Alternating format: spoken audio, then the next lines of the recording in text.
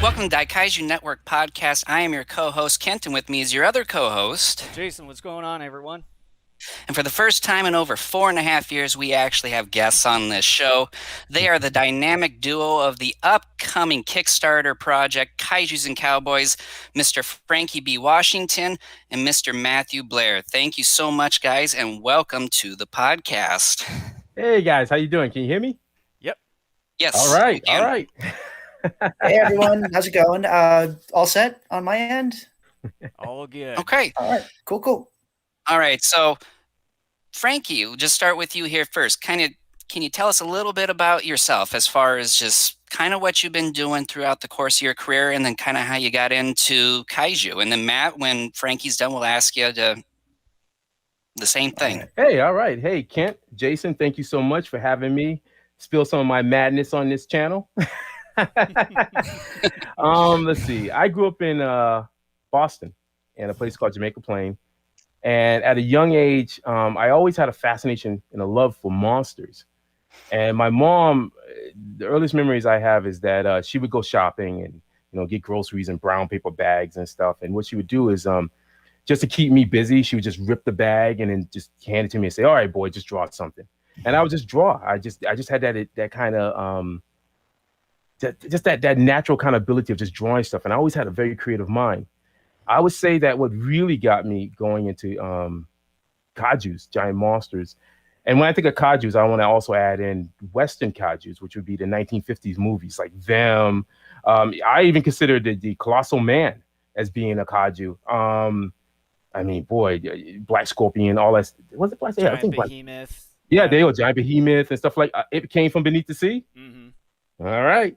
So those were the movies that I began seeing like on Creature Double Feature, which was like a block kind of programming. And then eventually came the Toho invasion of the Showa era. And that just blew my mind. It was like this whole thing. First, the Godzilla 1954 movie. Was it 54? Yes. Yep. Yes, thank you.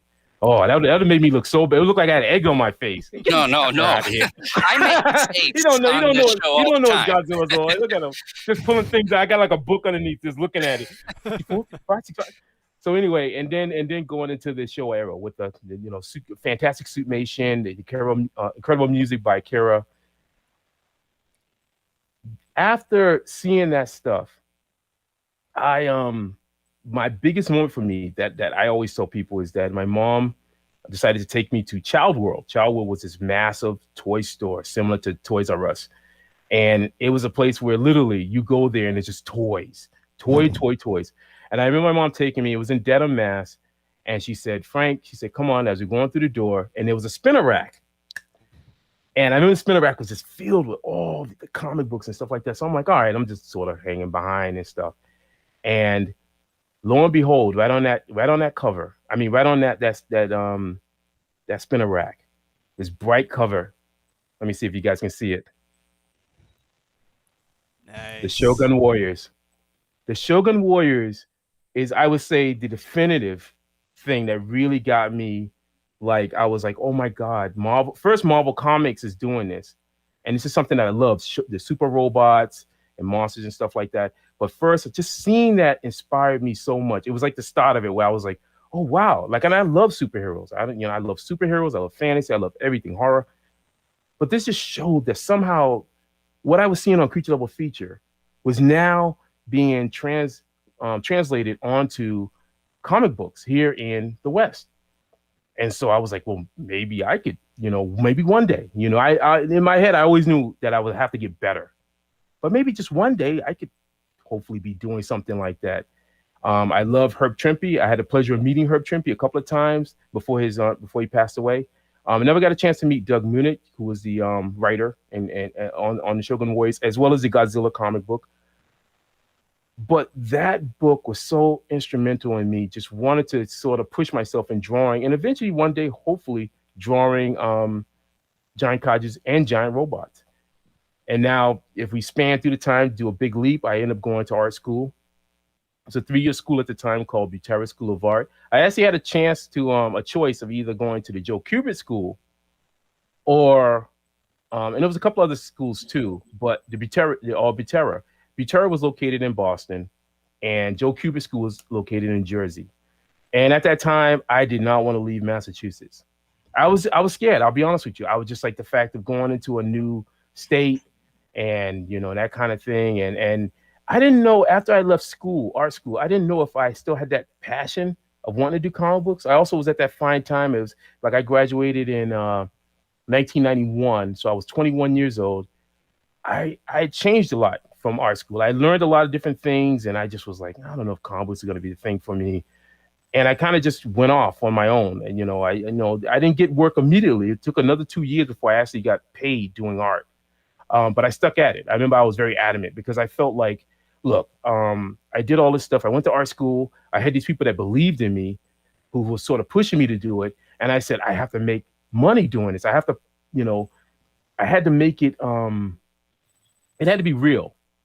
You know what I mean? It was like, I'm not just doing something just to do it and be like, oh, okay, I got my whatever degree and whatever. And they say, okay, I'm going to go do something else that's totally far removed from what I went to school for.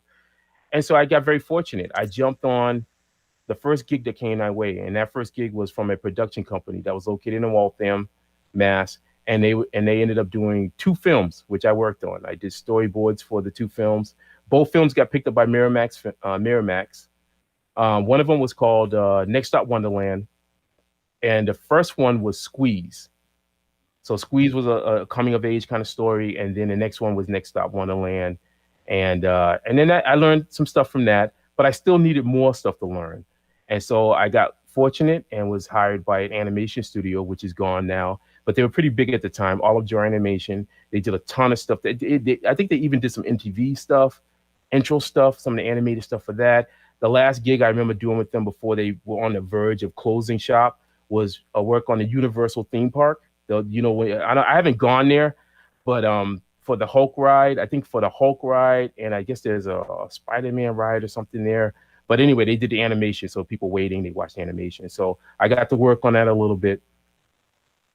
And then after that animation studio and after the film stuff, I was sort of wandering. I said, man, I gotta make money. I mean, that's the end result. I was like, I'm an artist and I have to somehow survive. And so a good friend of mine said, hey, Frank, why don't you get into advertising? They said, first off, advertising pays very well, but it's a very hardcore kind of business. It's not for the weak of the faint of hearts. It's like, you're getting gigs. You're almost like a doctor. A doctor's on call all the time. Well, that's how advertising is. It's like, once you get hooked up to an agency and then they say, boom, like right now, if I'm talking to you guys right now, I get a call, bang, yo, Frank, we need some storyboards done. We need 50 storyboards fully colored, and we need them by 3 p.m. today. That's advertising. A lot of artists can't cut it. I was amazed that I was able to hang in there, but I'm a stubborn person. I don't like to give up. So once I got into that kind of field, it toughened me up. It definitely did. It showed me the face of business. For the longest time, I also had that mentality of many artists, I believe, out there who have this mentality where you just want to just create stuff and you just want to create art and you want to pray that people look at it and they go, oh my God, it's the greatest thing since sliced bread. That's wonderful. I say I don't want to destroy that part, but then there's the reality. If you're dealing with business and you want to make a living and you want to pay your bills, then you got to understand that what you're doing is that you're doing a service, and that service you have to, handle your business. You have to be able to get deadlines done, and if you do a good job, you're rewarded by getting more calls. You get more work. Simple as that. And so I stuck in that off and on. I still get occasionally, I don't get as much advertising gigs these days, but occasionally I'll get someone from my past who'll call me up and say, hey, Frank, can you just do this? You think you can bust this out or whatever? I say, okay. Now, leaping into a bunch of other stuff, because I want my man Matt to get in here. I worked off and on comic books. I actually self-published a comic book but right back when I was in art school. But then from there, I started working on various different things.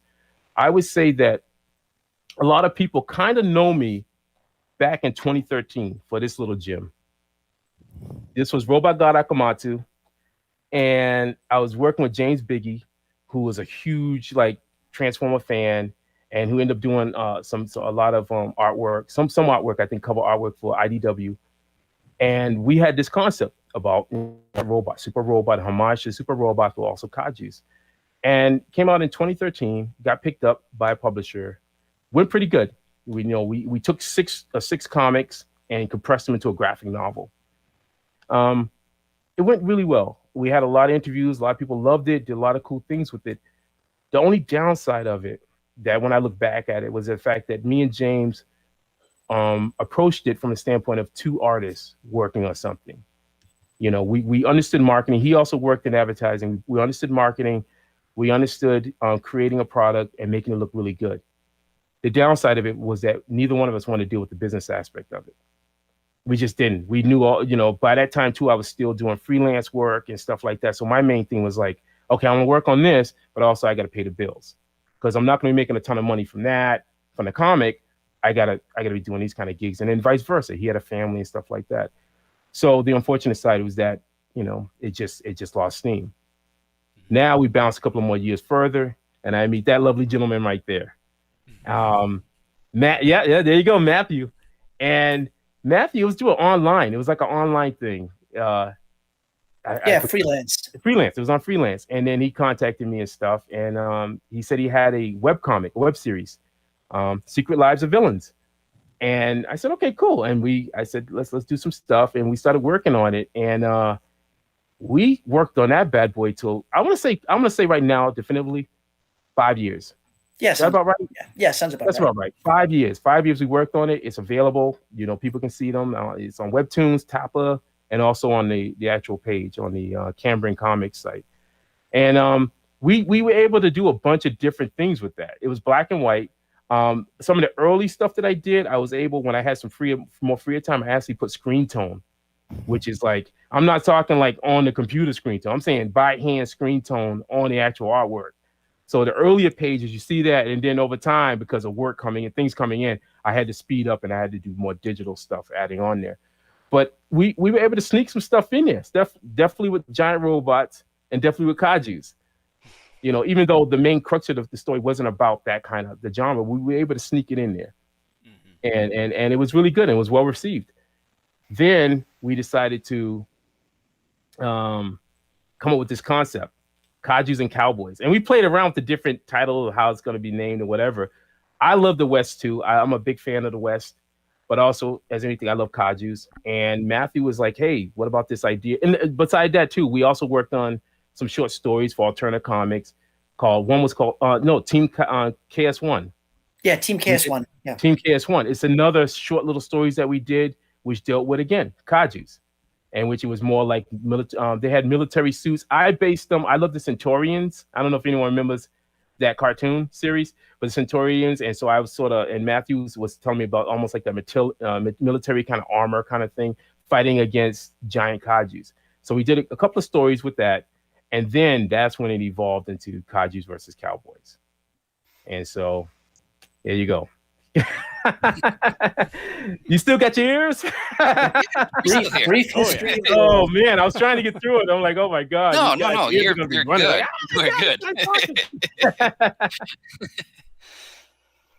Yeah. So Matt, right. Same question. There you go. All right.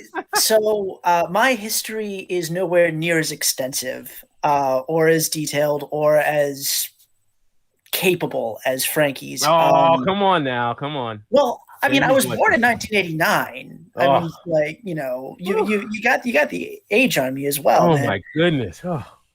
So yeah. But anyway, I was born in 1989. I was born in North Carolina, and we moved around a lot.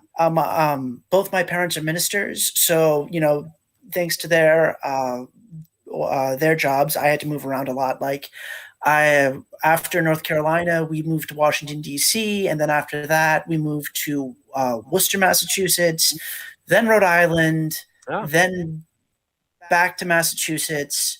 Then I went to college in Florida, graduated there, moved back home, spent some time in Chicago, and then moved back home because the job didn't work out. And during most of that time, I had almost no interest in comic books whatsoever. When I was little, I come from a very literary family. My parents may have been ministers, but they were also English majors. So and also I went to a school that placed a lot of emphasis on reading and writing and processing all of that. So I learned how to write in a very organized fashion. And when I was little, I also was raised on a steady diet of Greek mythology and Norse mythology. Yes. And I never really made that connection to comic books until, middle of high school, when I started watching Bruce Timm works, the Justice League cartoon, and I was like, hey, this is pretty good. Hey, this means something. Hey, this sound this looks a lot like the stuff I've been reading. This looks kind of interesting. But again, still wasn't very interested and wasn't into it all that much. Fast forward when I'm in college and the MCU launches, and I go see the first Iron Man movie, and I'm like, okay, this is interesting. I'd like to learn a little bit more. And then I started going into, Wikipedia, fan sites, all that stuff. And I was a history major in college. So mythology, legends, myth, that all came very easy to me. And then applying that to, comic books, the industry, the history of these creators and what was going on, and the golden age of comics. I love golden age superheroes. They're just so absolutely insane. Yeah. And it's this idea of just throwing stuff against the wall and seeing what works. Yes. Love it. Oh. Minus the problematic racism, we can do that. Yeah, it's the time. It was the times. Yeah, yeah. We understand how wrong that is. Yeah. But yeah. So the MCU was like, okay, this is a viable thing. I'm into superheroes now. Still wasn't interested in making this into a career.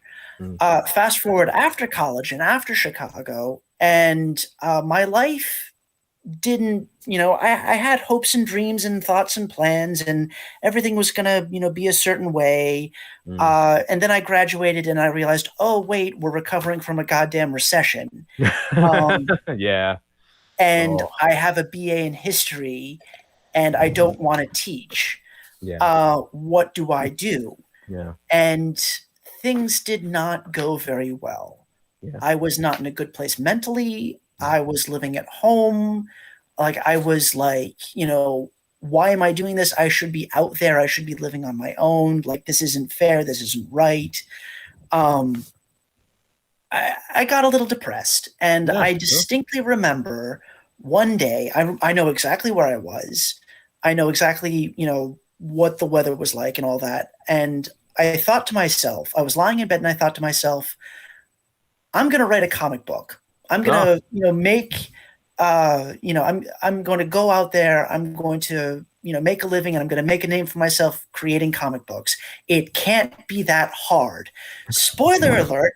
It's psychotically difficult. It's insanely hard. Yes. And so I thought to myself, okay, what do I need to do? Well, I need to get a job. So, I got a crappy little food service. I worked at Dunkin' Donuts. I did that for 5 freaking years of my life. Yeah. The coworkers were nice, but I had to drag my ass out of, can I swear? Yeah. I dragged my ass out of bed at 3 o'clock in the goddamn morning to get there at 4 o'clock. And it was awful, but I had my thoughts. I had my ideas. I would be, dragging 2-ton bags of garbage out, and I would be thinking about what I was going to write. Yeah. And this is all before The Secret Lives of Villains. Like I had a different that I produced, but has not seen the light of day, and will never see the light of day because it was the first script I ever wrote, and it is awful.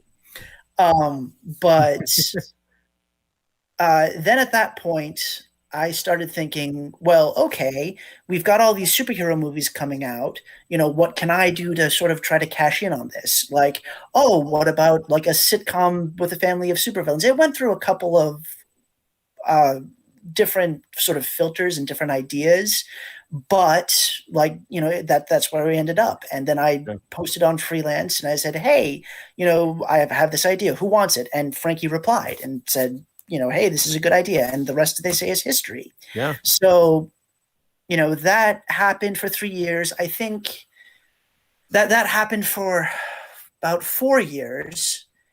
And then, like, you know, I was working the job at Dunkin' Donuts. I started adding a few more other jobs on top of that to just, you know, pay for Frankie, pay for gas in my car. I was still living at home with my parents. And I think at the height of this, I was working like 4 different jobs all at once. Oh. So I was getting up at 4 o'clock in the morning. I was getting home at 7 o'clock at night. Wow. Again, things were, you know, it was stressful. Yeah. And I do not wish to go back to those times. No. Yeah. And so at that point, I thought, well, okay, so I want to write comic books for a living. What do I do? Well, let's go to where comic books are made. And so, you know, I looked at, I looked at all these publishers and companies, and I thought, okay, I can move to New York, I can move to Los Angeles, or I can move to Portland, Oregon. New York is close, but it's expensive. LA is kind of cheap, but it's hot. I like that. Kind of cheap and hot. Yeah. You know, it's kind of expensive. Yeah. But you know, it's manageable. Okay. Things are happening. It's where Dark Horse and Image are based. And so, yeah, I moved to Portland. Still doing the webcomic. Yep. You know, I wound up working I got it down to 2 jobs, but then I was able to quit one, and now I'm a 1-job person. So hooray for that. And so, yeah, we're doing the webcomic. And now, like, fast forwarding to the nitty gritty. We're doing the webcomic, and like, I had watched Pacific Rim, really loved it. I watched, and then it was 2014. And the 2014 Godzilla comes out. Yes. And I thought it was an okay movie. You know, the critiques of it are well warranted. But the one scene that really stuck to me was the scene where they're doing the halo jump, where they're doing the plane and they're jumping into Godzilla's territory. Mm-hmm. And I saw it because it also made the trailer, and I watched it and I was like, hey, wait a minute, that music's the music from 2001: A Space Odyssey. Oh, is it? And, God, I can't recall. Yeah, wow. They have the choir. Yeah. This looks really cool. And like, I love that idea of, like, you know, the tiny humans trying to go up against a giant monster. And I was like, we can make a story off of this. Like, you know, this can be a thing. Yeah. And that was the initial germ of Team KS1. That was where, like, the idea came. And it took a couple more years. And, you know, I was busy, you know, trying to organize everything, trying to live my life, and trying to get, like, my living situation sane and stable. Mm-hmm. But when did we do KS1? 2018? Yeah, let's just say that. I want to say roughly around that time. Yeah. Yeah, 2018. And then at that point, like, you know, the webcomic had been going on, and like, I had this general feeling like, you know, we've got like 400 plus strips. Oh, yes. And like, it was, and like, you know, maybe it's time to do something else. And like, hey, Frankie, how about this idea I have for Kaiju? And because I had seen, you know, Frankie's love of Kaiju and like all this. My postings, you mean? Yeah. I mean, it rubbed off on me. Like, I became a Kaiju fan through Frankie. I know. Look at that. Internet bombing. Boom, So- boom. Something else is coming out. Boom. Sensory Yeah, overload. it worked. And so I was like, hey, Frankie, here's a story you might want to draw. And so that happened. And then, God, 2019, I think, we had the first story published through Alterna. Yep. Well, it was 2020. We had the first story published through Alterna. Yeah. And then you reached out to me and said something about kaiju and Western, like kaiju, okay. Something like that. I think man memory. Yeah. I'm like, oh, did I? I think I still have the email. I can double check. All right. But like you said you wanted to do something with kaijus and Westerns, and I was like, okay, can we have cowboys and can they be robots? And I'm gonna mention this real quick so people don't freak out. There was a book years ago called, was it Cadillac? Because they did do there was one with cowboys and dinosaurs, or was it Cadillacs and dinosaurs? I don't know if you guys know I'm not sure. No. I think back in the 80s, but something. So maybe that might have sparked it in my head. I feel like it did back in the 80s. There was a comic series, and then they made it into an animation series, and it's called Cadillacs and Dinosaurs. And then the 80s. They just did everything. They took every toy and whatever. But I remember that might have sparked that interest. Where I was like, yeah, I've done some Western stuff, and I was like, okay, cool. How can we make it interesting though? Yeah. And then that's when it was the idea of the robot. And then I was like, "Oh, okay." And then you told me some small stuff about it, and I did an initial sketch. And my first thought in my head was Clint Eastwood, the man with no name. I just immediately, and then of course, as I got dreadlocks, I was like, he's got dreadlocks. That's how my mind thinks. But then also part of me is because I love a lot of the old school, like Go Nage, who did Mazinga Z and stuff like that. I personally love that old school aesthetics of how they design characters. Like they would have a big bolt, some kind of glowing thing right there, horns coming out of they would think of these really crazy things. So I said, okay, I was thinking of Clint Eastwood, the man with no name, Go Nage, and then also Brian Dennehy. Brian Dennehy's played in some Westerns too in a way. And I loved his frame. He just was this nice, big, mountainous looking guy. He looked like physically, like he could just grab you. He had big hands. He could just grab you and just yoke you up. And I was like, okay. And then I just started thinking of this character. And then I did the classic face. Maybe there might have been a little bit of Jet Jaguar in there because I always loved how Jet Jaguar looked like he's grinning. Mm-hmm. And so I said, okay, I'm going to smile on his face and lips and whatever. And so that was the one. That was the initial rough sketch. That's how my brain goes. I start seeing different images and I just start going, start drawing in this stuff. And then I showed it to Matt, and he just was like, "Oh, that's cool, Frank." Yeah. I mean, Frankie's inspiration definitely comes. I was unaware of all of this, so this is fantastic to see artistic inspiration, visual inspiration for that. My inspiration, sort of as a writer, was more I don't necessarily think in terms of visuals. My background and my writing experience is more metaphorical as well. And so what I was thinking when I saw we have a kaiju story and we have a cowboy story, hey, that would make a great title. But we have what is a kaiju story? A kaiju story is a nature metaphor with fire breath and punching. Okay, what is a Western? Well, you've got manifest destiny, going out in a covered wagon to stake your claim and, bend the land to your will, that sort of thing. So you've got, humankind going out and trying to make nature their own versus nature fighting back. There's a lot of great narrative tension there. Wow, he went deeper than I went. There's a lot of that's great though. That's how we work. That's how we work great, because in my mind, I'm always thinking of the aesthetics. Again, another person who I love is Jack Kirby. Every person says that. Mm-hmm. I love Jack Kirby's artwork. There's a lot of artists today. I think that after the 2000s, a lot of the major publishers, Marvel, DC, and stuff like that, the art styles, you started noticing the art styles being much more realistic. Like they're telling their artists, well, we want you to draw everything realistic. More like after Brian Hitch, he did the Ultimates. I don't know if you guys remember Marvel's Ultimates, where it was like that's pretty much the basis of the MCU Avengers. Okay. Everything. If you ever want to look back on something, the Ultimates is when literally the definitive moment where the Marvel studio, that whole Marvel MCU started, the Ultimates, because that's where Brian Hitch, a phenomenal artist, I think he was under the tutelage of Alan Davis, who did a bunch of stuff, but he's a guy who literally put Sam Jackson in a comic book.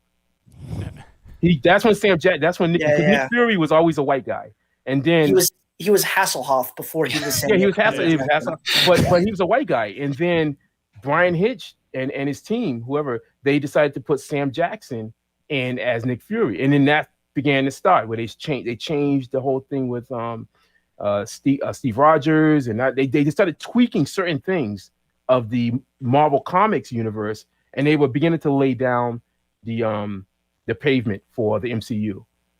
So anyway, in my head, I was sitting there going, all right, it's not like you're just getting one publisher that's telling artists to draw more realistic, but I'm starting to see a lot of publishers saying this is the style, the definitive style is realistic. Everyone's got to have guns, military badges. It's like, where's the escapism? And I'm not trying to throw shade on it because I think that it does have its place. I love the Punisher and stuff like that. But do I want to see everyone drawing that kind of style? I think there should be a sense of, variation. That's all. And again, I think that, Jack Kirby was a genius.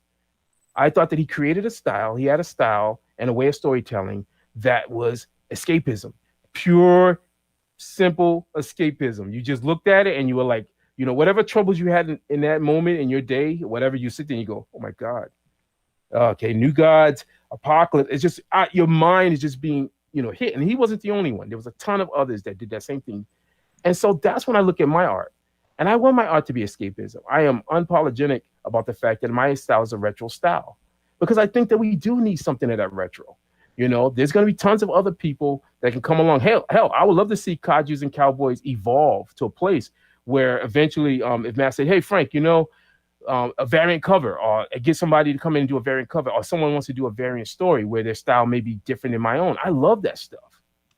But I also think that as we're starting out, it should be a style that hopefully it's something where I can see children looking at and they can embrace it and go, okay, wow, and have that same magic I had when I looked at Jack Kirby or Herb Trimpe or George Perez or all these other people. But then also it could evolve to a point of, say, if we wanted to go really hardcore and say, okay, we're going to do it almost like, what is it?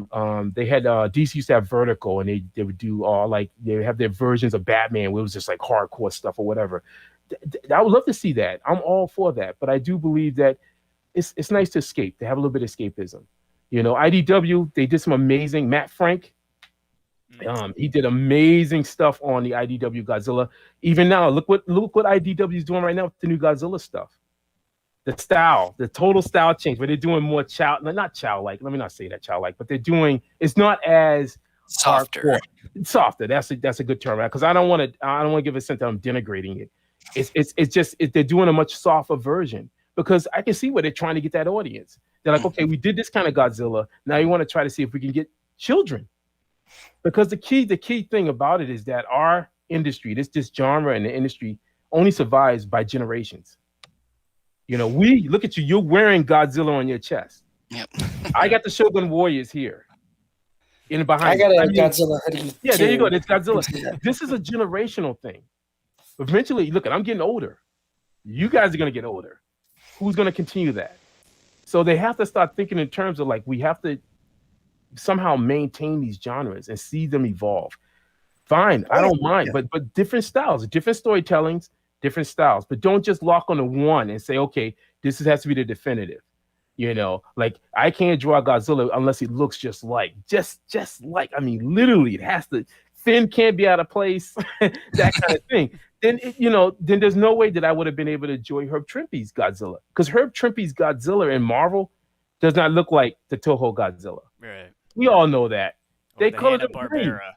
Yeah, Hanna-Barbera. The Hanna-Barbera Godzilla doesn't look like, Toho. Godzuki doesn't exist. So it's like we need to have these things. And so, hopefully From the responses that we've seen, people looking at Kaijus and Cowboys, the name alone has pulled them in.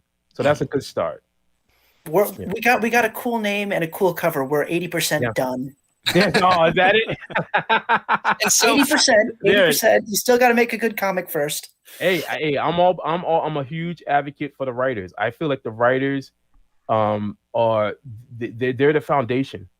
I told Matt that. I said, Matt, you're the foundation. You're guiding the ship, and I'm along there with you, brother. Because also there's that whole thing where I've always seen, and you guys probably seen online too, the whole argument between artists and writers and what they bring to the thing. And it's like working in advertising, I learned about teamwork. I learned that, I was making good money, but I wasn't making money like the creative directors were, or the copyright. Everyone, made their certain amount of money, whatever. But they were all part of the team. Like when I eventually saw something I worked on popped up on TV, I smiled. I'm like, I worked on that, man. I'd be like, I did that. I remember the storyboards. I remember the late night, no sleep. I worked on that. And I think that's the thing. We are all part of this thing. Instead of whether the writer does this or whatever and such and such, it's like we are part of that. And hopefully we can get to that point where people can start getting back to that instead of the fight, the eternal fight. Like this is what the artist brings, and this is what the writer brings, and it's like, yeah, I mean, like so much, like I'm gonna get a little preachy here. I mean, so much of what of our interactions as people within a group is built on conflict, and I think it's actually gotten worse as of now with that the advent of social media. I mean, the almighty algorithm. Yes. Twitter and Facebook need they need clicks. They need people inputting information in. How do you do that? Conflict. Yes. And there's the nice conflict, the friendly rivalry between Marvel or DC. Sure. And then you've got the nastier stuff, which we've started to see, but we're not going to talk about that. But oh god, I'm sorry. Here I'm hearing an echo. Not me. Is it me? No. No. I'm hearing an echo. I'm hearing my voice again. Sorry. Oh, right. I'm not hearing anything. Yeah, I'm not hearing anything. You sound great. I'm just going crazy. No, nice. But put that in the book. Hearing echoes. Character arc. Chapter 3, echoes. Yeah, just as long as it sounds fine on my end, I think it should be fine on the stream. Okay. Should be good.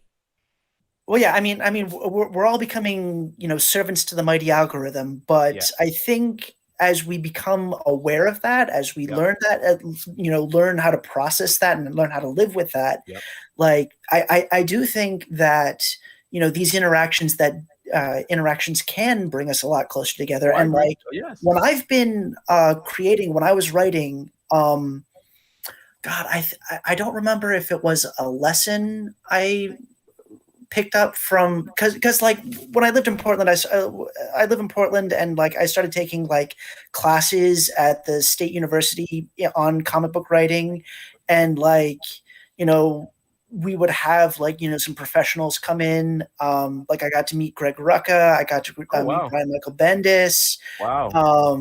I actually took the class from Mr. Rucka's wife, who is a fantastic lady and a fantastic writer in her own right. And they talked about the relationship between the writer and the artist. And there have been, I cannot begin to describe just how many times I have given Frankie a script and I've gotten artwork back and it's been better. Frankie puts his own thumbnails. My thumbnails are legendary. It's been I would the artwork these stories that I have written would not be half as good if it wasn't for Frankie's artwork. Oh, come on. He's going to get me blushing now. Hey, it was well deserved. Take the goddamn compliment. All right. I'm taking it. You're kind of answering it's kind of crazy because you're getting in my mind because I was kind of wondering okay, with you, Matt, being more the writer, Frankie being more of the visual artist, do you, Matt, occasionally maybe like have some suggestions for Frankie? And Frankie, do you occasionally have some suggestions for Matt as far as your stories, as far as how you want something to appear or how you want something to I mean, go? Like there will be some times in a script where I will like add a note saying like I'm going to be very specific here. Yeah. But I like every writer has their own style. Like I think the most famous example is Alan Moore. Like if you read an Alan Moore script, it is insane. Yeah. He has like a level of detail that probably drove David Gibbons off the goddamn wall on Watchmen. Yeah. I make it a point not to do that because like I said, my philosophy and my way of doing things, like I want to give the artist a chance to be creative on their own. Yep. And I would also very much to like to work with an artist on in the long term and like, you know, not, you know, write a couple pages and then quit out of frustration. Well, so there will be a couple of times where I will be specific, but you know, if the artwork doesn't come out exactly the way I've imagined it, it's not the end of the world. Yeah. You know, I will go back script, look at the artwork and be like, does that match up? You know, no, okay, we can change that around a little bit. And 9 times out of 10, 9.5 times out of 10, it winds up better. So, you know. Well, I was gonna. Yeah, I'm sorry. That's okay. Are you good? Okay. No, I was gonna say like I literally and again I feel like our relationship is almost similar to what Stan Lee and Jack Kirby had. Because there's times when you just written stuff, you just be like, okay, because even like with Kaijus and Cowboys, the book that we're gonna have up, he was just like monsters fighting. You know, like he had, you know, whatever, and he had like the narration, but it was like monsters fighting and whatever. And so I was, you know, I felt the freedom of just laying out, doing the layout and stuff like that. Like in my head, I was like, okay, now I can, you know, I can think of how what kind of camera moves or whatever I want to, you know, do here and there. But I still stayed in the what's it, constraint, not constraint. I don't want to use that term, but in the form of what you're saying, what you're saying. And stuff, and so I would just build off of that, but it was very open and stuff. And then if there's something really specific that you want to see, I'll be like, okay, it's no big deal to me. One of the things that I love working with Matthew is that I felt that there's a level of respect and a sense of my expertise. I think that that's the key thing, like because I put some time. Like there's that thing where I was just listening to a YouTube channel and they were talking about the difference between pros and amateurs, and when I grew up, and I was, you know, and going into the 80s and stuff, I always had the mentality, like when I looked at a Marvel comic book, I understood that to get to point A to point whatever, Z, there was a ladder.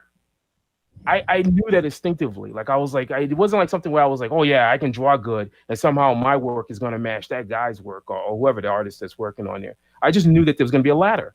That was programmed in me. I don't know if that's a Generation X thing, coming from the baby boomers or whatever, but I always knew that I had to climb a ladder.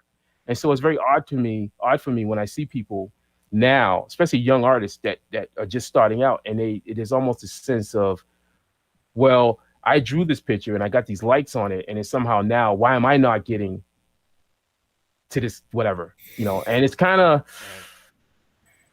you know, I go, well, there's a lot that goes along with that. You know, it's not just affecting on my drawing, but it's also the fact of my ability to work with a client or work with someone, the ability to do deadlines, to be able to just communicate. You know, I don't consider myself a copy machine. Like if somebody just says, oh, just copy something, I consider myself a thinking. I'm a, you know, I was going to say a living organism. and the fact that, because there was many times when I worked in advertising where I'd be sitting in a room and they'll be like, well, Frank, what do you think? And they like that. They didn't just want some artist who just sat there and was like, okay, just tell me what to draw, boss, and that kind of thing. They was like, no, what do you think? And I'd be like, well, I think you maybe should change this. Maybe there should be a woman or whatever. And so it's like there's a bunch of other different things that go along with that package, and then and then the drawing is added onto there. And so, you know, when Matt came, there was the sense of that he understood that, and so for me, that made me feel like, okay, I'll step up. I got to show this person who doesn't know me. Like when you hire somebody, I understand that fear with clients. You don't know who you're getting. there's a lot of people out there that have been burned by artists, and I feel for them. I truly do. There's a lot of artists out there that are taking people's hard-earned money, and then they're just running. And the thing is that it's up to me as an artist that's been out there is to reaffirm to them to say, look, there are solid artists out there, and I'm one of them, and I'm people like that. And that if you trust in hiring me, then I'm going to be giving you 200% back. Yeah, I got burned by a couple of artists before I found Frankie. So I'm not naming names, but that is absolutely a thing. It's like, okay. My heart goes out for that because that shouldn't exist. That's that whole thing that goes back to someone who may be amateur minded and they're not professional. Because being a professional, one thing my teacher once told me, he said, your rep is everything. It is everything. If you do not have a good, solid rep, then what do you got? If people don't trust you, then what do you got? I go to a certain mechanic. I stick with my mechanic because I trust that they're going to do solid work on our vehicle. I go to somebody because I trust them. But if you don't have that rep, because you've obliterated it, because you're doing, you're not finishing the job, or if the client says, well, can you make an edit, and you don't want to do the edit. I mean, come on. There's times when trust me, I've gotten that sinking feel. I'm at this point now in my career where I almost expect an edit. It shocks me when someone says, no, if I'm like, hold on a second, I'm actually trying to convince them. I'm like, hold on a second, maybe I can just change that arm right there. No, Frank, it's fine. Take it easy, Frank. Hey, Jesus, we're going to pay you just to leave us alone. We don't want an edit. But it's like, I'm already hardwired for that. So for you to not expect somebody to come along and say, hey, you know what, I like it, but could you just maybe it's not fitting, then you got a ways to go. You gotta work yourself up to the point where yes, that you're doing this work, you're being paid for it, and you gotta do your deadlines, you gotta do the edits, and you gotta learn to communicate with the person. If you're gonna be late on something, humanly positive, like something happens, if you have to go to the hospital or someone's sick or whatever, then you go to them and say, excuse me, this is the situation. I can literally say that anytime that something's ever come up and I wasn't going to crush my deadline, I would immediately contact a person. I'd be like, well, hey, how you doing? This is the situation. I'm really sorry first off, but this is what's going on. I'm just going to let you know that once I've gone through it, I'm going to be on it. That's business, and that's all part of it. And so any youngsters, but they are youngsters out there. I want you to understand that it's not just your skill of drawing. You got to bring a couple other things to that table too. Yeah, and I'd say the same thing applies as well. Because I'm not just the writer; I'm a producer of sorts as well, and the same thing goes for the production side as well. Mm-hmm. When I was first starting out, I was first. I witnessed the "I'll pay you an exposure" bullcrap. Yes. Yeah, and I will confess, I was guilty of that in the very, very beginning. Yeah, we all are. we are. Yeah, I do not do that anymore. Yeah, I do not do that anymore. And if I can scream one piece of advice at anyone watching this, if you wish to be a creator, that's fine. But if you cannot draw, pay your artist. Yes. Pay them on time. And if you cannot pay them immediately, let them know. If they're good at what they do, they will be understanding. Yep. But you have to pay them. Do your research because they're giving you work. Do your research. Yes. Check to see if they're on, I have a LinkedIn page and whatever. See if other people, I have tons of references and stuff. You got to do some little bit of research. Just don't just hire somebody right out. Just be like, hey, just do a little. This is why we have the internet. I always see people, I'm like, when I started out, I had to knock on doors. Have somebody slam the door. I have a big smile on my face. And it's just like slam, right in my face.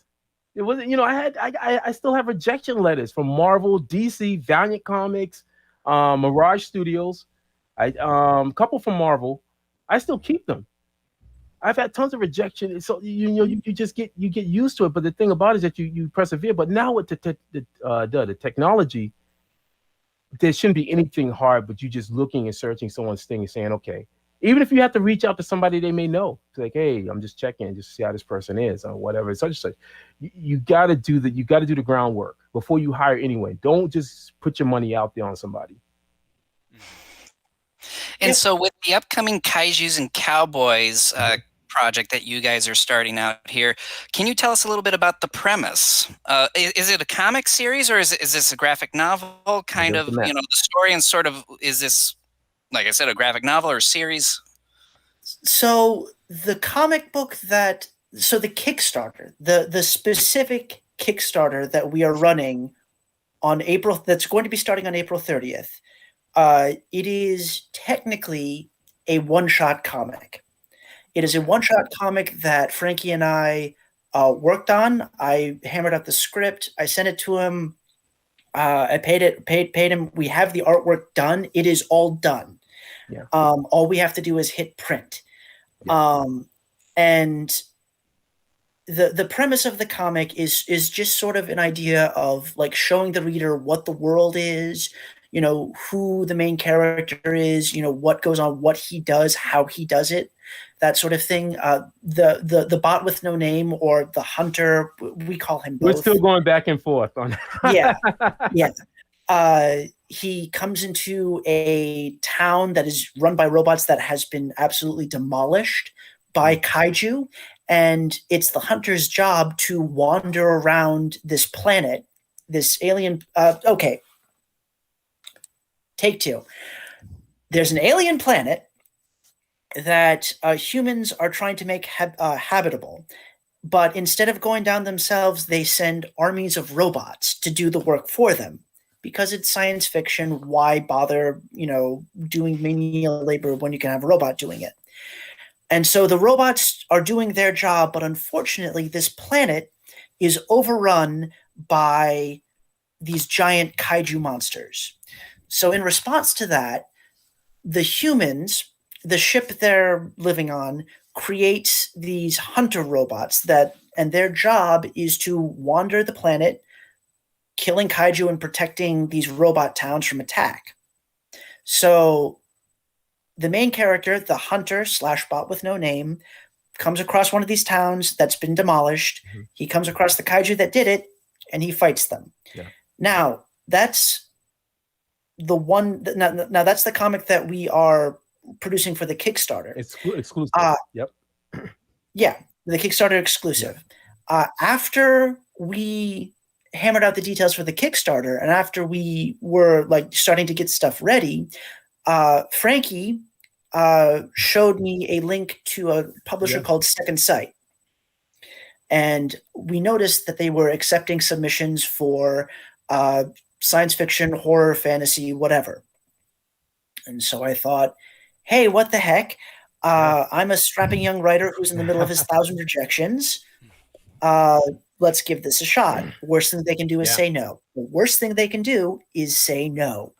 So I thought, we'll probably won't hear anything from them. Yeah. Fast forward, 2 months later? A couple months later? It was crazy. Yeah, well, I mean, we 2020 happened. Don't need to go into a whole lot of detail about that. Yeah. But was it this year? It was was it January? I feel like it was January. Because what I think it was. Yeah, I was on LinkedIn. I'm on LinkedIn and stuff, and then I happened to see one of the guys who works for it. He was on there and stuff, and I said, congratulations on your new comic, because they had another series going on. I said, congratulations and whatever.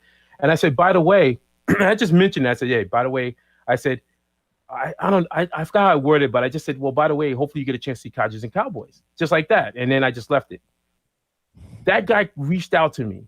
He probably messaged me. He said, hold on a second, what are you talking about? And I said, yeah, I said, we sent the book and stuff like that. And he said, what? He said, hold on a second, I'll handle this. And then I was like, oh, wow. And I even wrote back to him. I said, hey, I wasn't trying to come on here to kind of call you out or anything like that as such. I just put it out there. I said, you don't have to go. And he said, no, don't worry about it. And next thing I know, bingo, bango, we got into a private chat, everybody, with the publisher and everything. And he said, all right, we love it. We'll take it. Awesome. So, awesome. Yeah. And that's one of those weird things that just happens. And it's like, wow, okay. Yeah, we are living, to anyone who has comic book aspirations, we are living proof that it is possible. Yeah. You just gotta, you make your own luck, and if you play the law, like I used to have this crummy little job that was a commission-only sales job. I didn't do very well at it, but I learned a lot about it, and I learned a lot from it. And like one of the rules they ingrained in me was play the law of averages. Like the more people you talk to, the more doors you knock on, the better your chances will be. My chances weren't good enough to make a living off of it, but that's something I internalized. So like, this was not the first publisher we had submitted to. This was not the first rejection we had gotten. This wasn't the first series I had submitted. There have been others. Sorry, Frankie. There have been other people. No problem. But yeah. And so, well, it reminds me of what one of my mentors, who was a teacher as well that I had, and he once told me, he said, Frank, he said, the worst thing someone could tell you is no, but you'll never know that unless you ask. And I was like, wow. And then I remember that from that point, I just always had that thing where I'll knock on that door. I'll go up to you. The worst thing is like, what? What are you going to say? Say no? Okay, fine. You say no and I walk away. But he said, the thing about it is that he said, two doors can get closed in your face, but 5 more can open. You just have to believe it. You got to be like, yep, okay. Because the thing about it, I think sometimes people get caught up in that whole, like, we're still in a village. When we're not in a village, this is global. This is global. And trust me, out of all the billions of people on Earth, there's going to be somebody out there that likes what you got. It has to be. It just has to be. I mean, if you're that bad, then I don't know what to tell you. You may have to try to do something else different. But I mean, really, you just got to go out there and you just got to be like, hey, how you doing? And all I did on that day was just me. I saw that they posted something and I just responded to it. And I started off, and again, my approach has always been, I had to learn how to, when you approach something, because I see a lot of youngsters and they'll get in there and they'll just be like, well, this is my greatest thing. This is my greatest art. You need to have this story, or this character is the greatest thing. And they come with this big bravado. And it's like, really? I mean, what are you comparing it to? Are you comparing it to Godzilla? To something that's already a massive IP, to Star Wars? Don't do that. Be a little humble. At least come in there from a standpoint saying, hey, look, first off, whatever they're putting out, you say, hey, well, wow, that looks really cool. Thank you very much. And such. Oh, and by the way, this is what I have. And that's it. It's almost like I always try to imagine that if I'm talking to someone online, I try to imagine like if I was at their front door. Not in a creepy way, but it's just like if I'm knocking on the door like a salesman. And he goes, how you doing? And you say, hey, everything's doing good and such and such. And then you say, well, oh, by the way, I just want to let you know this is what I have. Now they have a choice to say, you know what? Thank you. I'm glad for hearing this. And then they close the door. That's fine. You go on to the next door. But at least you know that you reached out. You've given them courtesy and respect. And then you never know. They may look at that and go, wow, that person was a really, I like that. Okay, here, let me take your card at least. There's many times when I used to do a lot of shows, I would do that. I remember once I had a woman come up to me at a show. And I was, at the time, she's not my wife, Jess. But we at the show, and this woman railed on me. I went up to her. I said, hey, how you doing? All I said was, hey, how you doing? How you doing? She just come in. The corner just opened. I said, hey, how you doing? And she said, why? She immediately was like, well, what do you want me to do? Buy something of yours? And I said, huh? And then Jess was like, she was she was all like, kind of protecting. I said, no. I said, and I looked at the lady and I walked from behind my table, walked to her, and I said, well, first I said, please. I said, hopefully I have not offended you. That was not my intention. I said, the show starting and stuff like that, you happen to be looking over, and I just want to just greet you. I said, even if you don't even want to buy anything from me, that's okay. There's a lot of different artists here. By all means, I want you to be able to enjoy the moment that you're having, the experience that you're having today. If you happen to come around again, that's good. I'll still be smiling. And I said, and I hope you have a great time at the show. And she looked at me. She said, okay, all right. And she just walked away. Before the end of the day, she bought some stuff from me. That's a true story. Great. That's what you do, man. Just treat people. We're human beings. Don't come at it where like you're gonna get angry at somebody because first they don't, you're like, oh, they don't like something of yours or whatever. Fine. There's probably some people that can look at Kaiju and Cowboys and be like, I don't know, whatever. And so you say, okay, fine, that's okay. That's not gonna stop us from not putting out what we feel is a really good kind of story and whatever. And we appreciate the fact that the people that give us some criticism and stuff like that. I don't mind that. Yeah. We're not trying to compare ourselves to Godzilla or Gamera or King Kong. They already exist. That'd be nice though.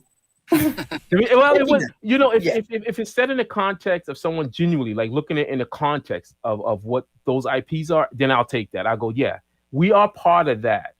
As soon as Kaijus and Cowboys comes out, we're part of that fabric of this genre, and I'll accept that. There's a lot of other people that are putting out a lot of different stuff, and different things, and they're just adding to the fabric of it, So I don't want to see Godzilla and that stuff vanish, but I also, I don't want to see them go away. I want to also see some of the new stuff that comes up. Like, what was it one? I don't know if you guys got a chance to see. Was it Monster Hunter? Oh yeah. Mm-hmm. Yeah, I personally, I never followed the game. But Neither have I. No. But I enjoyed the movie. Yeah, I played the demo of the most recent one. It was okay, but I enjoyed the movie. Yeah, I enjoyed the movie. I was like, oh, okay. I was like, all right, what? To me, I looked at for me, when people ask me about these movies like Godzilla, I see some of the arguments between Godzilla, whatever. I honestly tell people, I say, I'm glad they made it. Just like Godzilla Singular Point. Yeah, I know, man. I'm sorry, but it's Godzilla Singular Point on Netflix. People were like, oh my God. And I'm like, I'm glad they made it. What, you don't want them to not make it? What do you want? Do you want Hollywood to hate the kaiju genre? Not everything's gonna be solid, whatever in your mind a gold is. Like, I love the Showa era, but I'm not gonna hate on the Millennium stuff. And the same thing goes to the anime trilogy that Netflix brought out a few years ago. I mean, Ken and I really loved the story and the whole world that was built around that. And some people, could you imagine? I would love that. I would love to see Kaijus and Cowboys be done to that level where someone can see something and go, okay, we can just see a different version or something. Cool. Have fun, have at it, have some fun with it and stuff. We have the original. We can still do the original, whatever. Right. Let people play. Yeah. I personally, as much as I love the Showa era stuff of Godzilla, but I have to admit, I love the design of G14. Mm-hmm. I just love it. I have the figure right here, man. I love it out of the Godzilla stuff. Yeah. Now, I haven't told many people, but I remember watching Shin Godzilla once. It wasn't one that I'll rush back to, but maybe I may do another watching of it. I do have the figure. So do I. And so, but I'm not going to throw shade on it. I'm glad that they did what they did, because again, I feel like everyone has a different sort of take and feel on the character, and I think that an IP like Godzilla and all those wonderful characters, they it's kind of fun to play with them. I would love to see Toho dig a little deeper with other characters. Like, I would love to see Daimajin. Mm-hmm. Oh, yeah. Daimajin, I don't know, Matt, man. Daimajin is he's a stone god, man. He's a stone god, and literally does something like if he's angry, he does a swatch of his face, and it's just Yeah, we just recently commentated on those movies. Stuff like that. It's like that character. I have a figure that's still in the thing. I haven't even taken him out. Oh, nice. I love that character. And surprised, I think I've only done one illustration with him. It was a commission. But he's one of my favorite characters as just a god. Try to imagine a god. Like, how would they do it now? Well, they did. In my mind, they did the TV series. Yeah, and I saw that, and I cringed a little. I did a little bit. I'm not gonna throw shade, but I just was like, you get that little like, okay, all right, you did it. Okay, good. You got out the system. But I would love to see Toho get into the more horror aspect. Like, Daimajin would be really dark, like just a god that comes, and if they created a nemesis for him.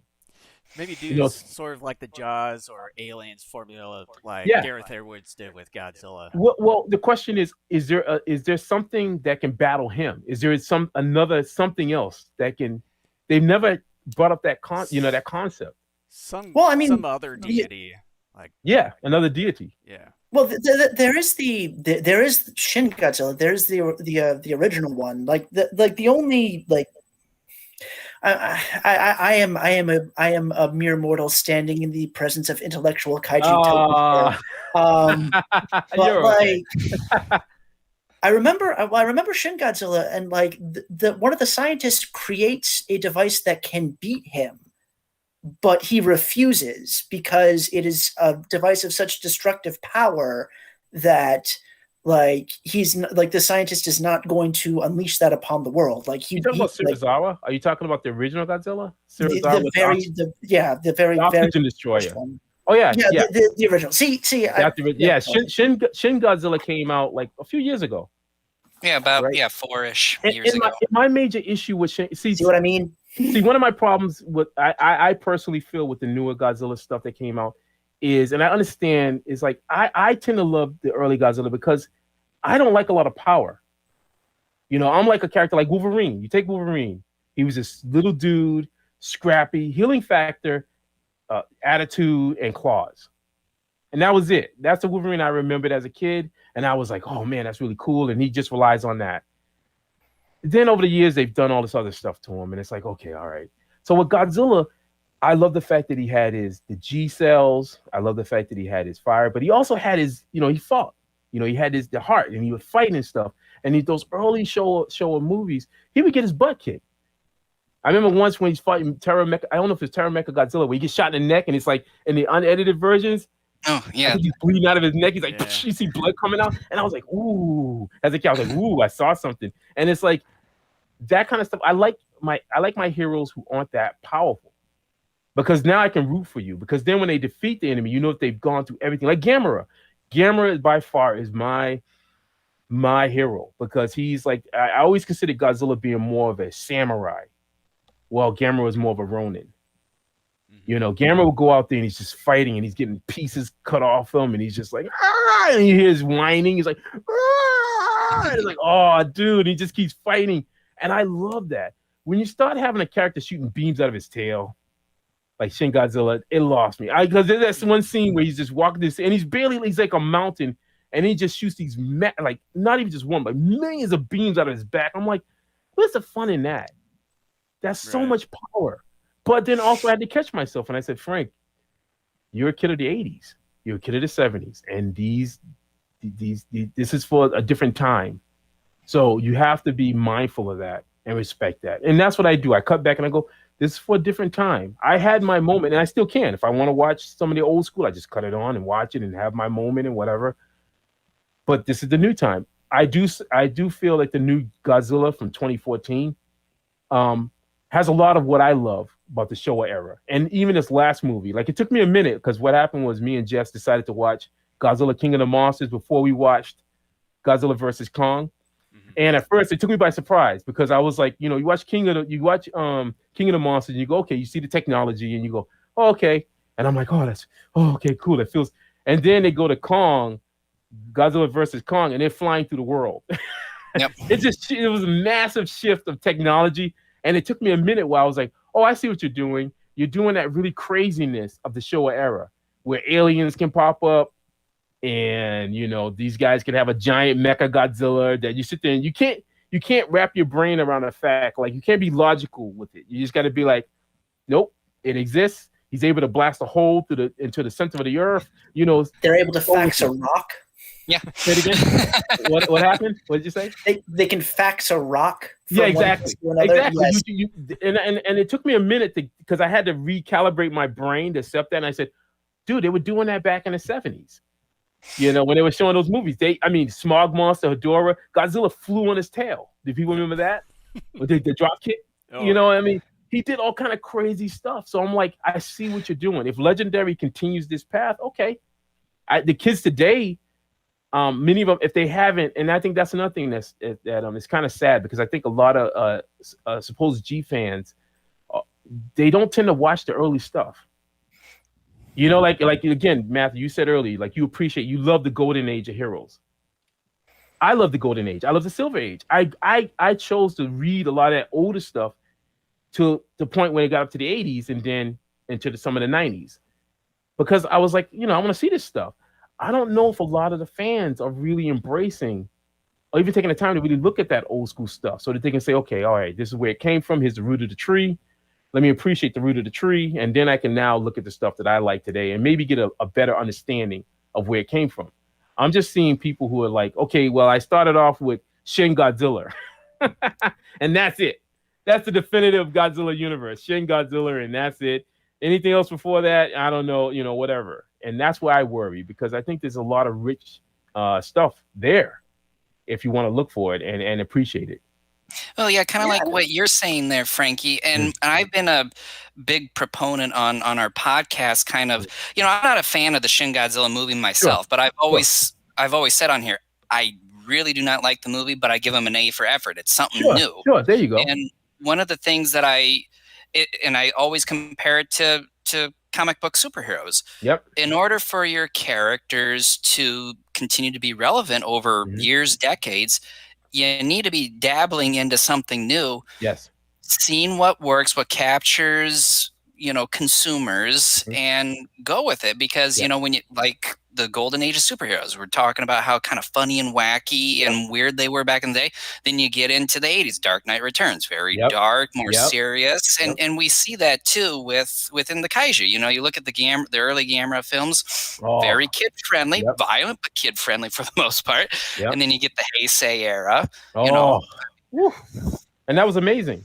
That was the when I saw those movies, it was the first time where it dawned on me, and I loved the concept that Gamera was biomechanical.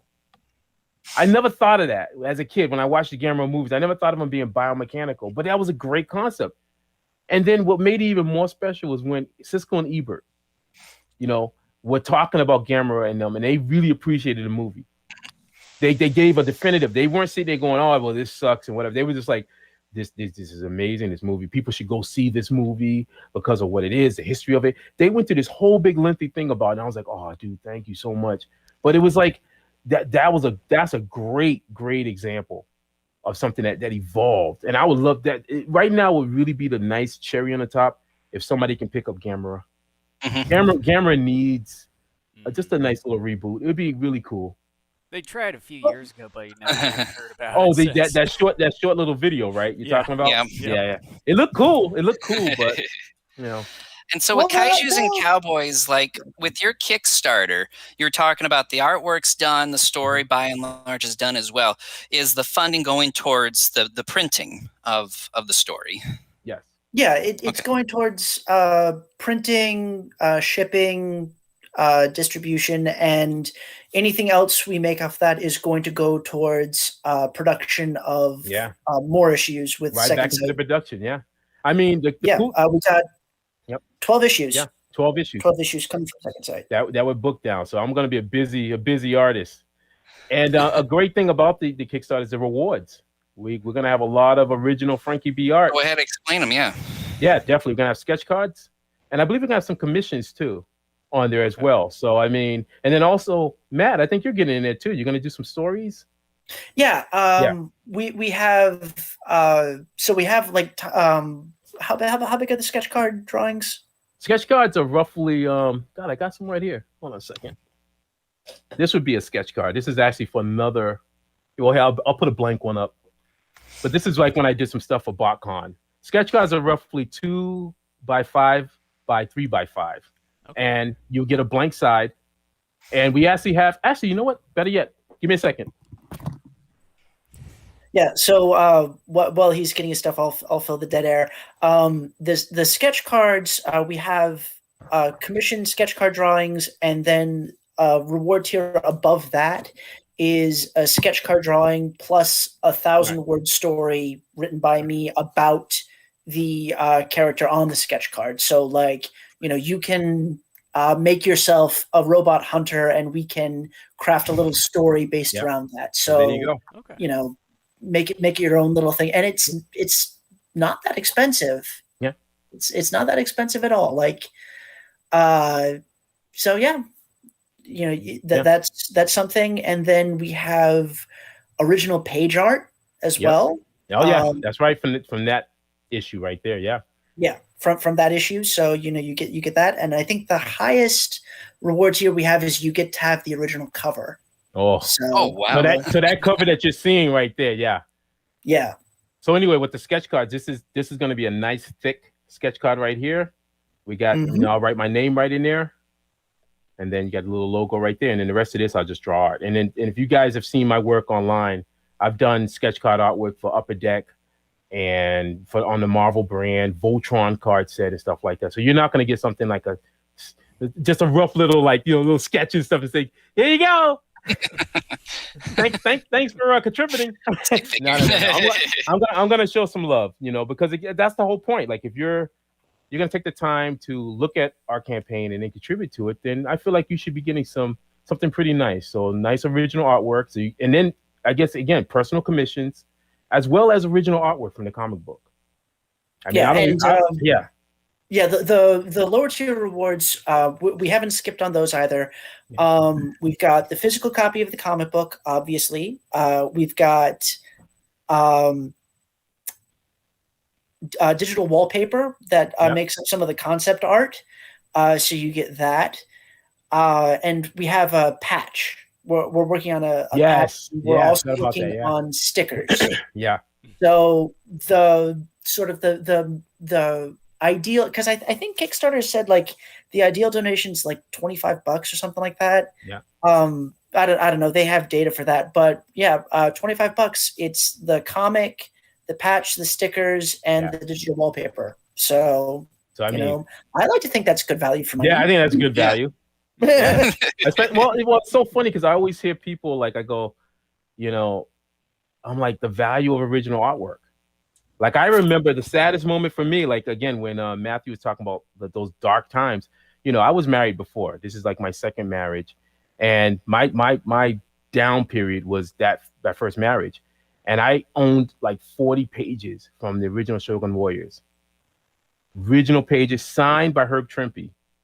And I had to sell them because I had a home. I was losing my home and everything. That was my dark time.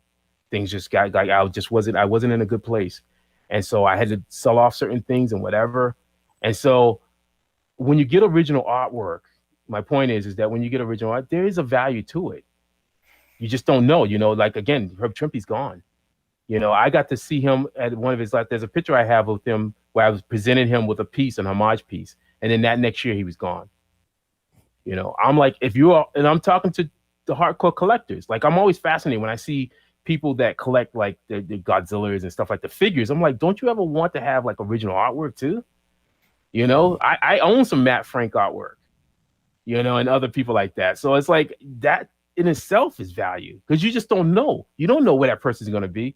What would happen if, this blows up or whatever? Who knows? Then you're gonna be sitting there going, oh man, I had the chance. Now I can't buy it because it's like 20 grand.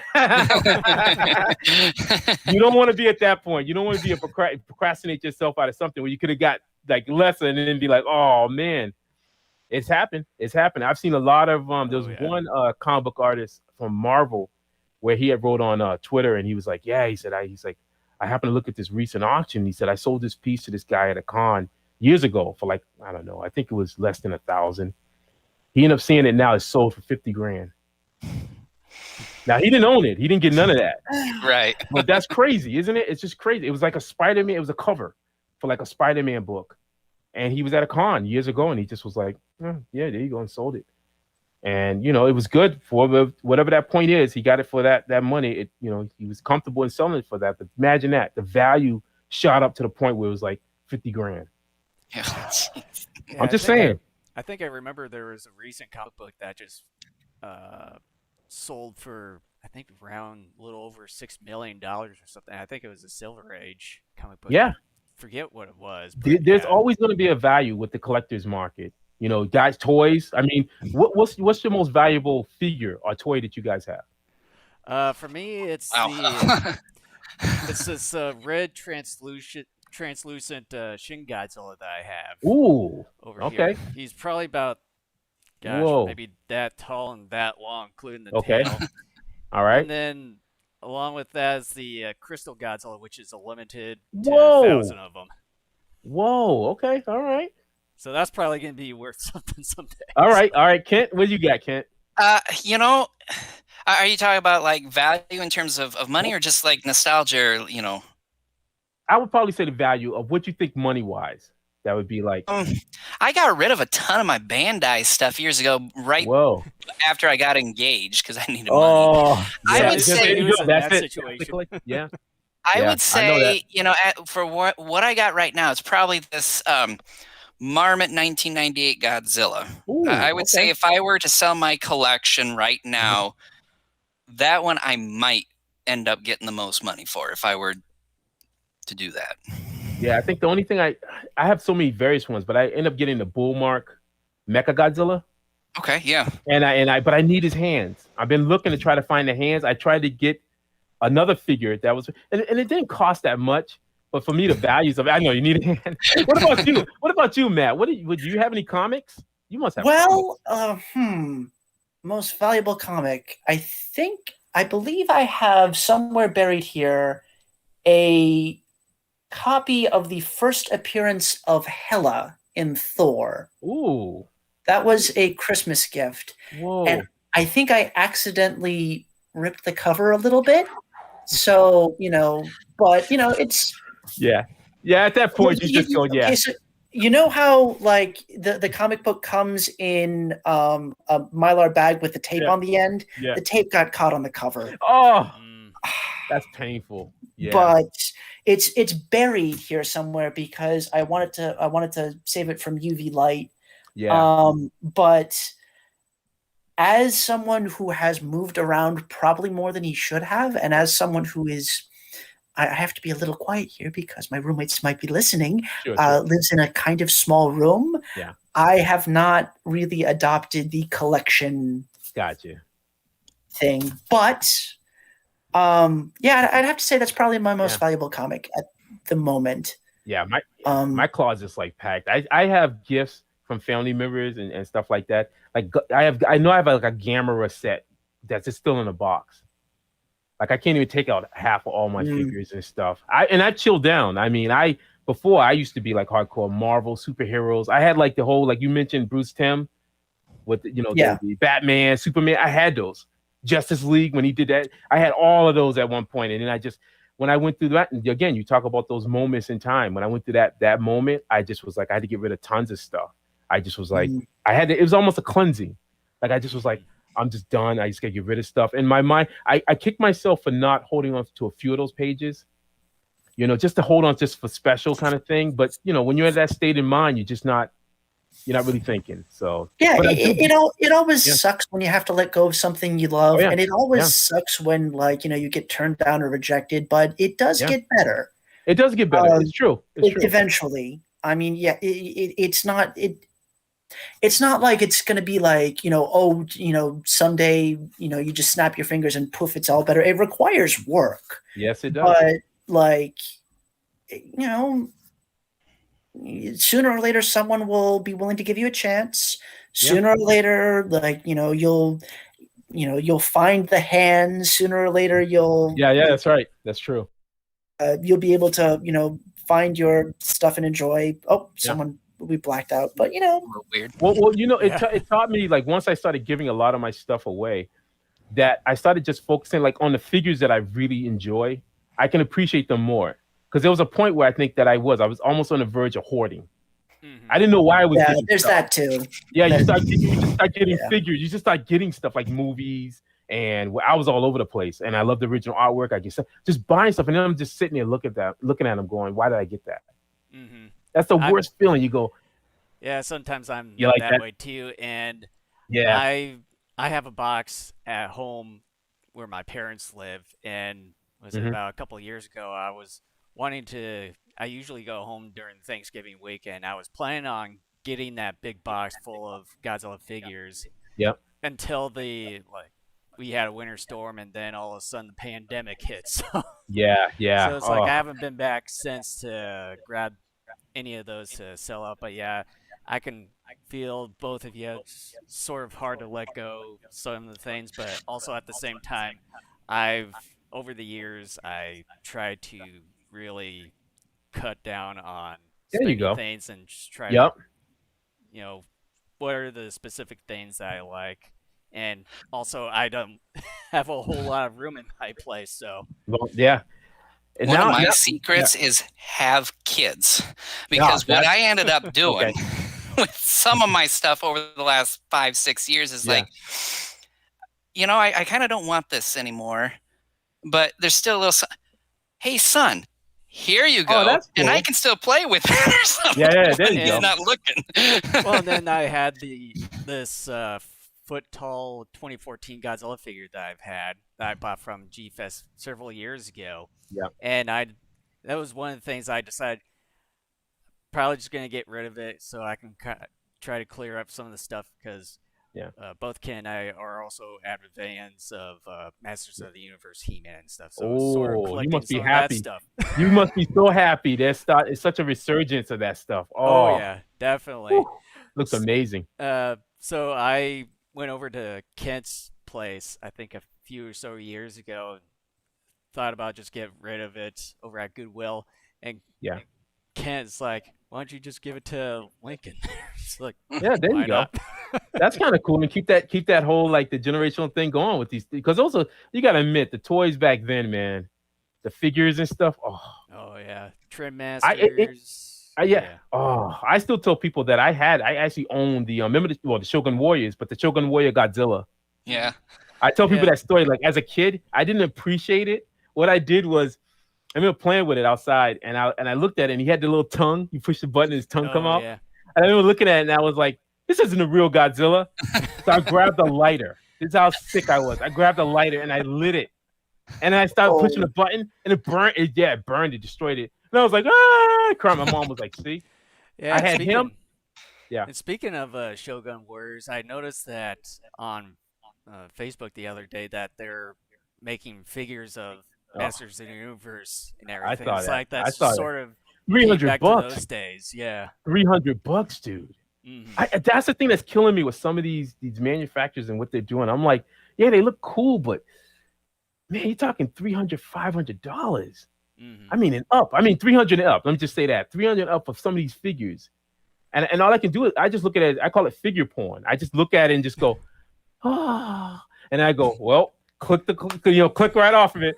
Wallet's closed. Browser history. You just got to look at it, just be like, okay, and then just have your moment and go. Like when I saw that Optimus Prime, I showed it to Jess, and she was like, "Oh, that's so cool." We literally watched it on the TV through YouTube, and I was like, "Oh man, I've always dreamt of that. Always, like him just talking and his moves and stuff." And I'm like, "Nope, that price tag is insane."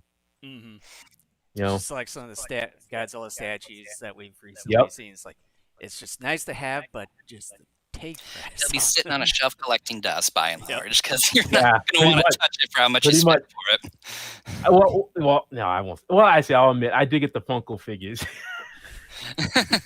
I had to. Those aren't too bad though. You know, you're talking usually like $11, $12. I didn't get the Mechagodzilla one. I didn't like the Funko Mechagodzilla. This is what I'm hoping. I'm hoping that they do a much better, like Bandai or something, does a more sculpted figure. I kept looking at the Playmate SH Monster Arts version. Yeah, something a little bit more detailed for me. The Playmate one just doesn't. I kept looking at it, going, it just doesn't do it for me. I can't. I'm not one of those like those people that just be like, okay, I just got to get it to get it. I'm just like, nope, it's got to be, and then I got to see what the price tag is, and maybe I put it as a gift or something, for Christmas. But Santa's wish list. Yeah, please. Like, hey, this would be really cool. I hope Santa's listening. Mechagodzilla is my favorite. Like when I think of the merging of robot and kaiju, that's the terror of Mechagodzilla. I have a few of those figures. I just love the aesthetic of Mechagodzilla. I love the story. Oh.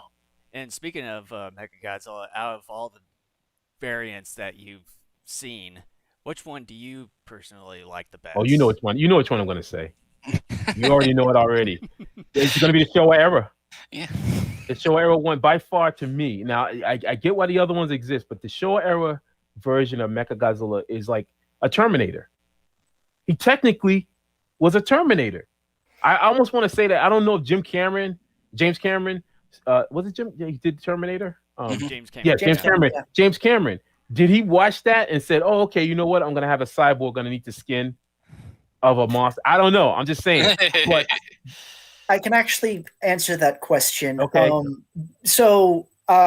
There was actually something of a controversy with the Terminator movies because the late great Harlan Ellison was a film critic at the time, and he had done some work for a Twilight Zone adjacent show called The Outer Limits. All right. Yes. And one of his stories was about a man who travels back in time to save the future, and it's revealed that he's a robot. Which one? Dude, yes. You remember the name? Oh God! I just watched The Outer Limits not that long ago. Hold on here. All right. Yeah, dude, I'm like, I love The Outer Limits. Outer Limits, Harlan Ellison. All right. And so maybe I'll just do that. Yeah. So the 80s roll around. Soldier. Yeah, okay. Soldier. So the 80s roll around, and Harlan says, "Hey, what about this new film, The Terminator? I want to go see it." And then a friend of his says, "You don't want to go see it."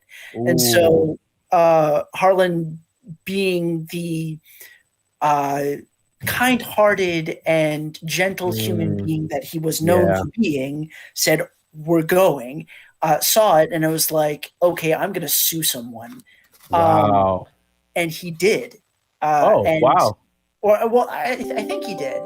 Or he made a stink, and that is why to this day, if you watch the end credits of the Terminator movie, it says based off the concept by Harlan Ellison. Oh wow! Okay. Oh wow! So I didn't know that. Thank you. He got his credit. Good.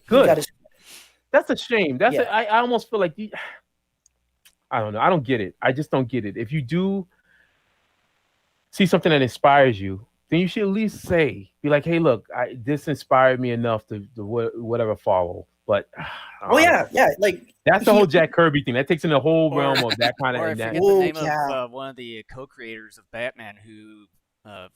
That dude. His family. Bill Finger.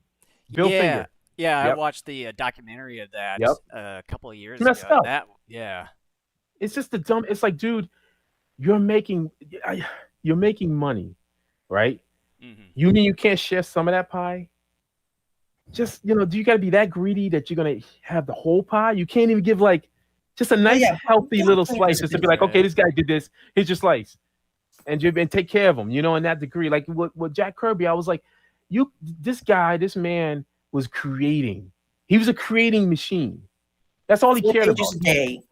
He just wanted to create stuff, and you literally had this machine working there, and all he asked was payment and to be recognized. And just throw him enough payment so he can take care of his family. He's not just working just to work. He has a family. He's trying to take it. You mean you couldn't just do that? And then in the rest of history, you'd be seen as something amazing. Right. But no, we're going to jerk him around. The mindset of that kind of, I don't understand that level of mindset. I just don't. Especially when you're talking the potential of a lot of money. Mm-hmm. Where it's like, don't be greedy. Why you got to be so greedy that you can't just share a little bit of that? I don't understand it. But anyway, that Mechagodzilla, the Showa era Mechagodzilla, is on the top of my list because he was terrifying. He was an alien construct, so he had multiple abilities that no human being could, like human technology could not even, like his head spinner, he has a force field, multiple missiles, beams out of his chest, eye lasers. Did he have? Yeah, eye lasers. He had the beam in his mouth. I mean, he was just terror. He was just horror. And what would be really fun would be if they ever tried to put something, I don't know if that could be somebody draw a piece or whatever, but have him face off against all of Mechagodzilla and see who would win. That'd be kind of fun. Well, I'm sure if you make a stink about it, Death Battle might do it. Screw it. That'd be kind of cool. Are they still around? Is Death Battle still around? Yeah, 10 years. Oh, okay. Yeah. Wow, that's cool. I mean, I like a couple years ago, I kept writing in the comments, do Darkseid versus Thanos, and eventually they got around to doing it. Oh, wow. There you go. All right. They probably didn't do it based off of my comment, but I mean, it was a natural show-off. It was a natural matchup, but I like to think I did. But, well, you interacted, and probably they did. Most likely, I'm going to go with the fact that someone saw that and said, okay, all right, let's just see.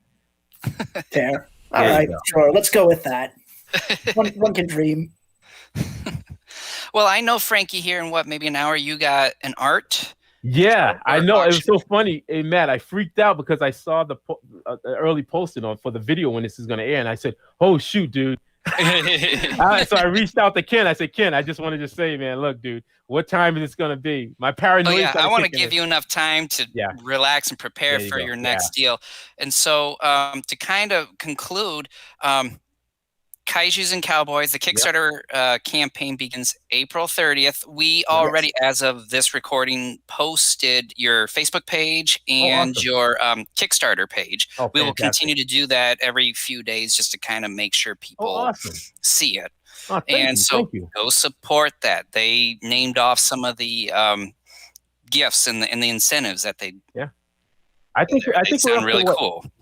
Are we up to 40? Are we up to 41? 45 I last that's good. Let's see if we can get to 50, folks. Come on. Kaiju fans. I was hoping for 35, and this has already blown past my expectations. Well, I'm trying. My thing is that I'm a realist, and so when I think about these campaigns, I'm trying to be level-headed about it. I'm just like, not expecting too much. We just go in, and if people come and whatever.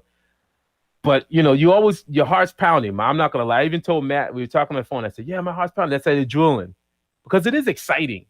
It's like you're literally putting something out there, and now a bunch of people are now engaging onto it. It's exciting. It's like I'm on a roller coaster right now.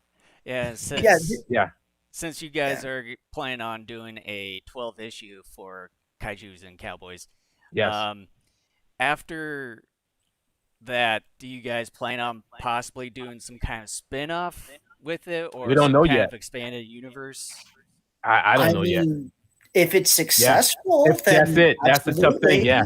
If the fans, that lies on the fans. The fans have to, if they come out and trust me, I'm a huge advocate. Like there's another book called Kaiju Max, and Xander Cannon.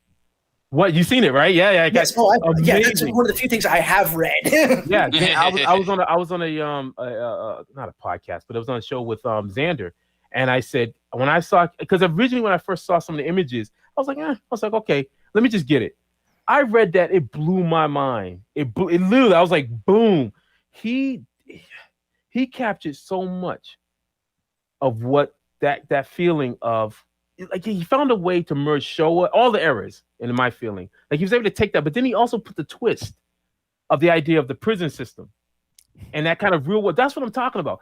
But you look at the artwork, and the artwork's like, again, there's some serious stuff going on in it. But he's been his skill, his ability to be able to do it in such a way where it's not like he's showing blatant violence or hardcore stuff where it's really like, gory or anything. But you do get a sense of how powerful and how like it's just sad moments and things like that in it. And he's done it so skillfully. I'm hooked. I'm waiting for the next graphic novel that's dropping. So yeah.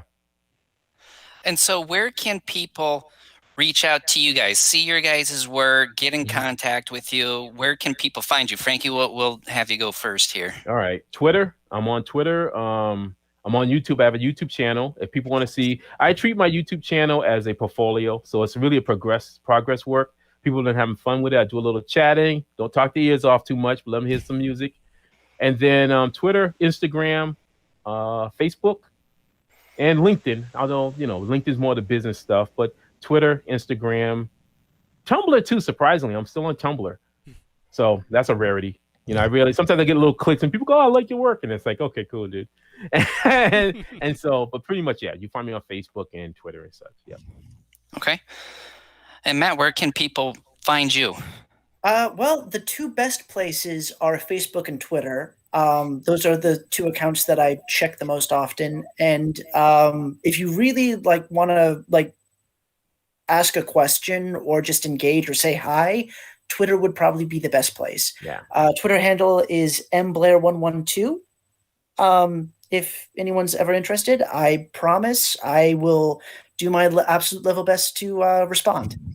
You've been talking a lot on Twitter. I've been catching you.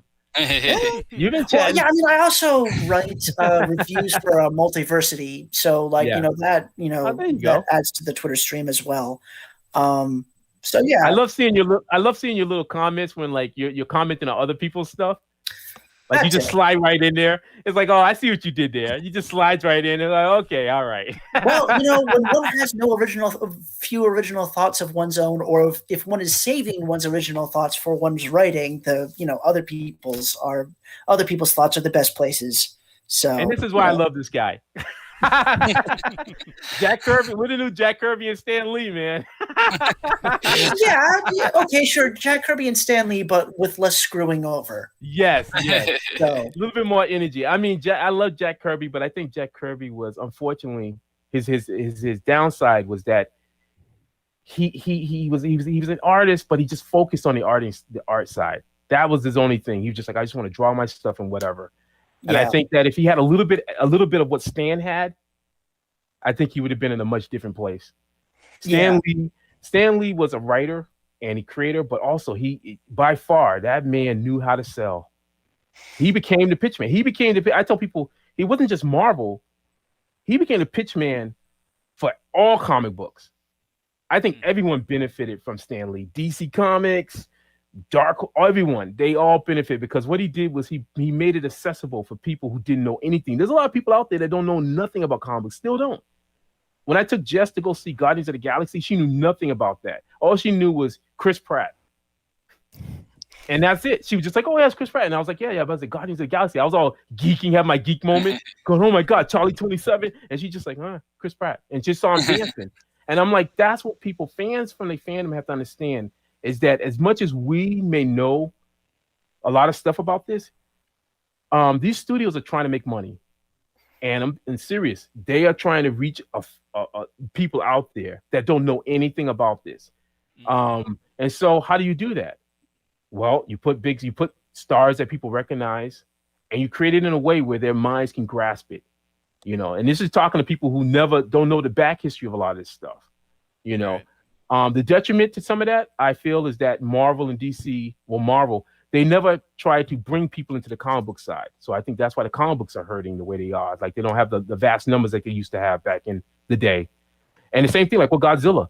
A lot of people don't know all this back history on Godzilla. All they know is what they put out right now. And then they go, okay. And then, but the studios have to do it that way. It's just, that's how it is, right. Yeah, I mean, what I was told when I was communicating with people who are much higher up on the comic book food chain than I am was like Marvel and DC are at a point in the popular culture where the comic books aren't necessarily comic books; they're R&D. Yes, there you go. Thank you. Yes, Spoilers for Falcon and the Winter Soldier. Oh, that was amazing. Awesome show. Yes. Fantastic. Yeah. I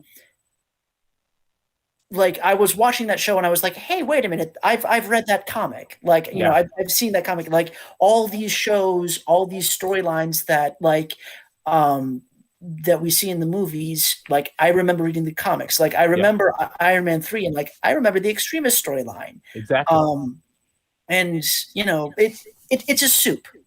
It's a soup. Yeah. Like you got all this stuff coming in, you've got all these ideas, and the movies are part of it. And then it becomes this sort of mass that people process and create. And speaking as someone who was not a superhero fan, who was not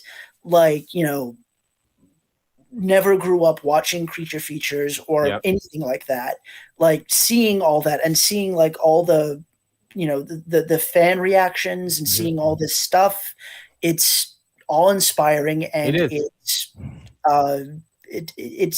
inspired. It's inspiring, and it's helped me become a better writer and a better person.